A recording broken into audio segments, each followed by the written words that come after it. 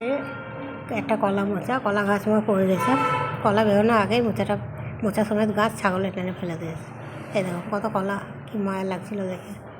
কিন্তু দেখলাম এগুলো তো কোনো কাজে লাগবে না, তাই মোচাটা যেটুকু পারলাম কলার পেছন থেকে ছাগিয়ে এগুলোকে আমি বেছে ঠিক করে নিলাম। এই মোচার ভিতরে একটা কাঠি মতো থাকে, ওগুলো সেদ্ধ হয় না, আর নৌকা মতো একটা ছোটো ছোটো থাকে, ওগুলোও ছাগিয়ে নিলাম।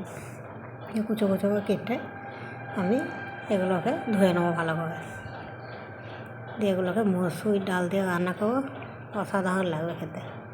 কিন্তু মনটা খুব খারাপ হচ্ছে, কারণ কলাটা পেলাম না।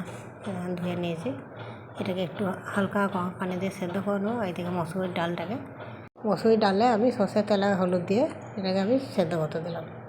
আর মোচাটাকে পানিটাকে গেলে ফেলে দিয়েছি, দিয়ে ওই ডালটা সেদ্ধ হয়ে গেলে ওর সঙ্গে আমি মোচাটা দিয়ে দিলাম, একটু হলুদ দিলাম। এবার ডালটা তো সেদ্ধ হয়ে গেছে, তাই আমি এতে লবণও দিয়ে দিলাম। এটাকে নেড়ে আবার ঢেকে দেবো।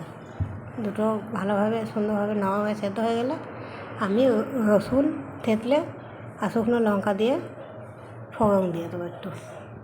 দেখুন রসুনকে থেতলে নিয়েছি, ওতে একটু আমি চিনি দিয়ে দিলাম, কারণ এটা একটু কষ্টা স্বাদ, তো এটা চিনি দিলে এটা মিষ্টি স্বাদ আসবে।